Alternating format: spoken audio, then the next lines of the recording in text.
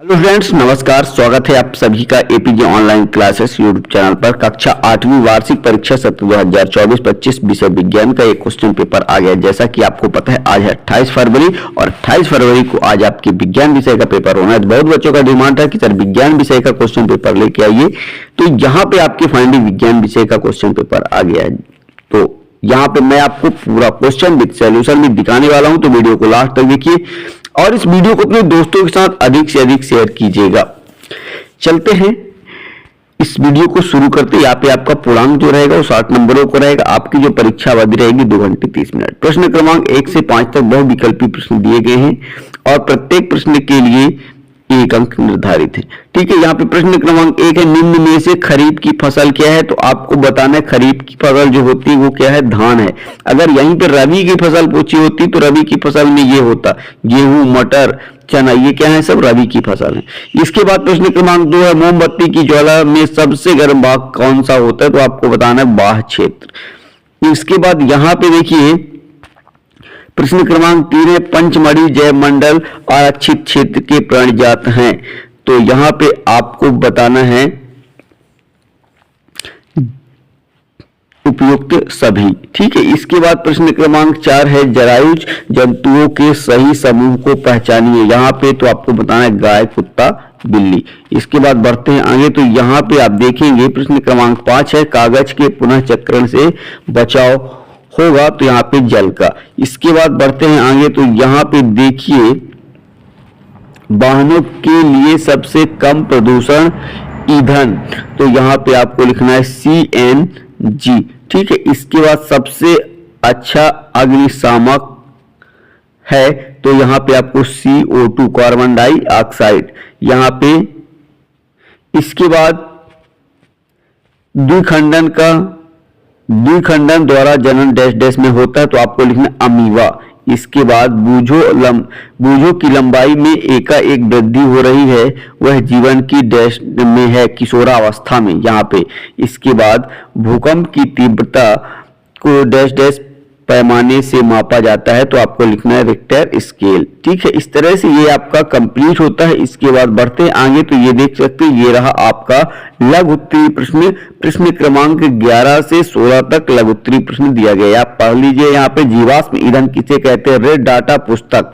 Red data पुस्तक क्या है? ये क्वेश्चन आप अच्छी तरह से पढ़ लीजिएगा। यहाँ पे प्रश्न क्रमांक 14 है, भ्रूण का निरंतर विकास कहाँ होता है? ये आप देख लीजिए, भ्रूण का निरंतर विकास कहाँ होता है। इसके बाद आगे बढ़ते हैं, तो ये रहा प्रश्न क्रमांक 15, कंधे पर लटकने वाले थैलों में चौड़ी पट्टी क्यों लगाई जाती है? कैरम बोर्ड पर महीन पाउडर क्यों छिड़कते हैं?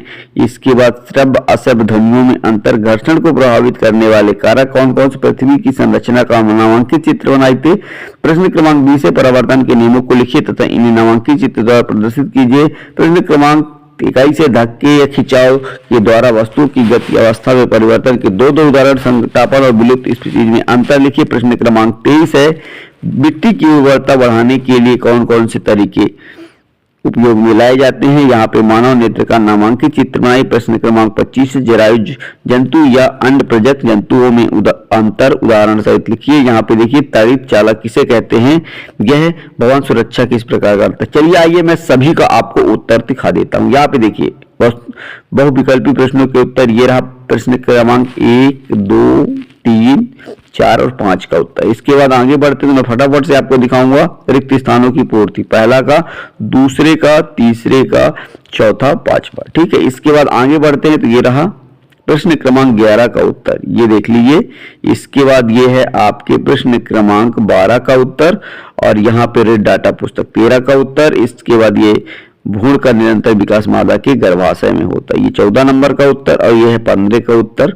इसके बाद ये है क्वेश्चन नंबर 16 का आंसर और ये है आपके क्वेश्चन नंबर 17 का आंसर। आप नोट कर लीजिए फटाफट से।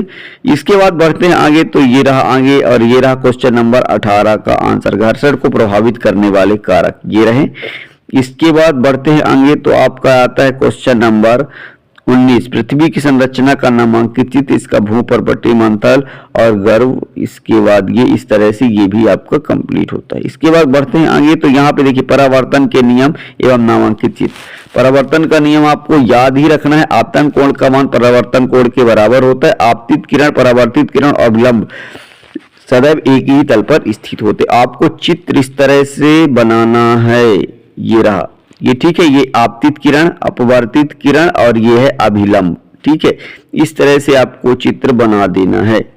ये भी आपका कंप्लीट होता है। इसके बाद बढ़ते हैं आगे, तो ये देखिए क्वेश्चन क्रमांक 21 है धक्के और खिंचाव के बारे में। धक्का ये है फुटबॉल को पैर से मारने पर वह आगे बढ़ जाती है, धक्का कहलाएगा। दरवाजे को धक्का देने से वह खुल जाती है, ये भी धक्का है। और खिंचाव क्या है, देखिए रस्सी से खींचने पर बाल्टी कुएं से ऊपर आ जाती है, ठीक है। तीर को खींचने पर वह धनुष से तेजी से निकलता है, ठीक है।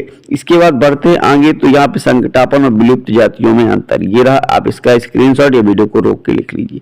चलिए आइए बढ़ते हैं आगे, तो यहाँ पे मिट्टी की उर्वरता बढ़ाने के तरीके, यहाँ पे देखिए, ये रहा मिट्टी की उर्वरता बढ़ाने के तरीके। यहाँ पे जैविक खाद, फसल चक्र और नाइट्रोजन स्थिरीकरण, सिंचाई की उचित विधियां, रासायनिक खादों का संतुलित प्रयोग, ठीक है। इस तरह से ये भी आपका कंप्लीट होता है। इसके बाद ये रहा 24 नंबर, मानव नेत्र का नामांकित चित्र बनाइए। तो आपको चित्र बना लेना है। इसके बाद ये देख लीजिए, ये क्वेश्चन जो कई सेटों में पूछे गए हैं, तो इनको आप अच्छी तरह से तैयार कर लीजिए। इसके बाद आता है आपका क्वेश्चन नंबर 25, जरायुज और अंड प्रजक जंतुओं में अंतर। इसका भी आप स्क्रीनशॉट करके वीडियो रोक के लिख सकते हैं। चलिए आइए बढ़ते आएंगे, तो यहाँ पे तड़ित चालक लास्ट क्वेश्चन है 26 नंबर। आपके एग्जाम में टोटल 26 ही क्वेश्चन पूछे गए हैं।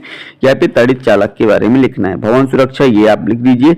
इस तरह से ये भी आपका कंप्लीट होता है। आशा करता हूँ ये वीडियो आपको पसंद आया होगा। वीडियो कैसा लगा कमेंट कर जरूर बताइएगा। आप किस जिले से बिलोंग करते हैं ये भी बताइएगा।